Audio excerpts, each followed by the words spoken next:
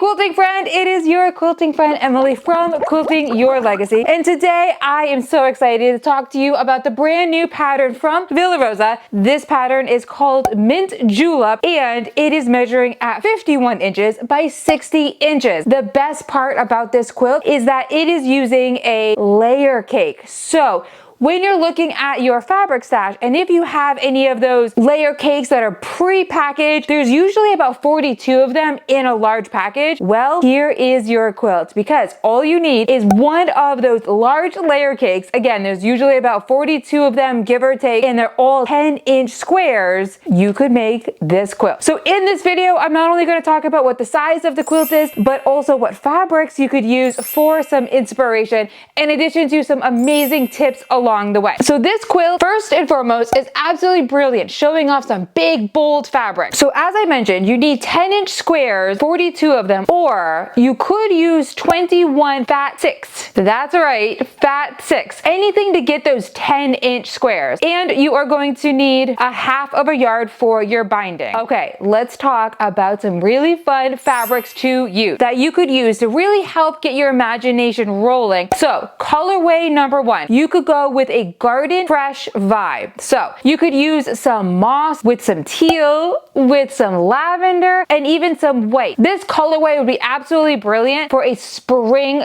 summer type couch quilt, like the quilt right behind me. This one kind of feels like a picnic in bloom. I would use a mix of florals, so that way it kind of makes it a little bit more tone on tone. Option number 2 colorway is what I'm calling modern and moody. So this is more of the charcoal black cream mustard colorway, and this one has a real edge to it. Think bold prints, like art decor vibes, even some like metallic accents in this quilt would be really, really fun. The third colorway I'm calling Rainbow Remix. So this is more like a scrappy, bright, low to high volume colorway, brilliant for the rainbow. And then we have colorway number 4, which I'm calling Autumn Warm. So this is using more of the rust to the olive to the burnt orange and even that mustard color. This would be so stinking cute with like large chunky fabric prints, and even think plaids, maybe some pumpkins, and some really fun cozy texture mixed into it. Again, this would be so fun as a fall cozy quilt. Quilting Your Legacy tip. So if you are using fat 16ths, this is a great pattern to be able to use those large scale prints in addition to bringing in a few of the small scale prints. Cut them up, mix match them. This pattern will literally do the work for you. All you have to do is just choose some beautiful color fabrics that you enjoy. So the block breakdown is how to make the blocks.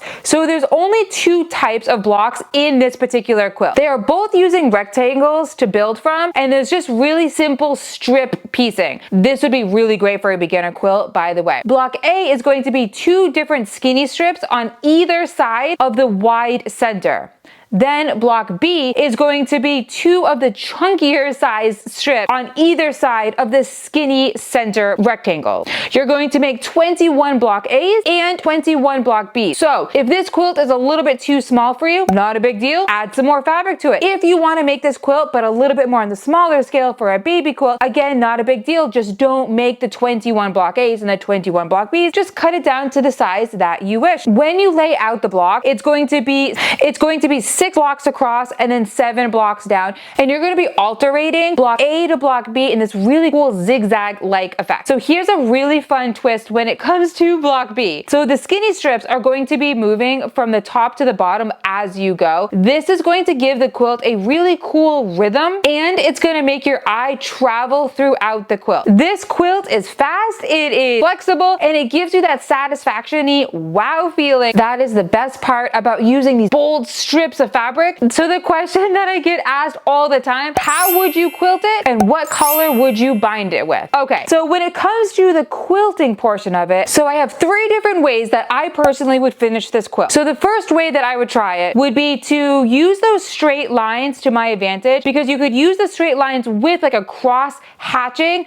That would make this quilt with all of those clean lines. That would be really fun. Another way that you could finish the quilt is to go with more of like a contrasting thread. on the solid fabric. And then option 3 would be to use some wavy lines mixed in. I love doing wavy because my sewing machine does this really great, just simple wave to it. You could even use some loop when it comes to the free motion quilting. That would give it a really fun geometric type look to the finished quilt. When it comes to binding, you are going to need a 1/2 yard for your binding. For this particular quilt, it'd be really fun to use like a nice, bold, solid fabric that's really dark, so that way your eyes get focused right into the quilt. You could even use some of your 10-inch squares that are left over and just create a long strip of just rainbowy colors, so that way the quilt has a very nice scrappy vibe and your binding around it could have a really fun scrappy vibe as well. This particular quilt is the kind of pattern that you could make over and over again. Seasonal, scrappy, or even a little sassy, because it really just depends on whatever fabric that you choose. That's the best part about this particular quilt, is that there is no right or wrong answer when it comes to the fabrics that you are choosing. So if you are craving a quick and colorful project that just makes your fabric shine, Mint Julep is your pattern. It is $2 right on the website, digitally downloaded, so that you can immediately download it and go ahead and start pulling out your fabric. Drop your favorite color combination right in the comments and tag me in any of the projects that you make at Quilting Your Legacy or at Quilting Your Legacy with Emily. I am cheering you on from my sewing room, and until next time, happy quilting your legacy, and I cannot wait to sew with you soon. Until next time, happy quilting your legacy, and remember that your stitches tell a story. I will see you in the next video.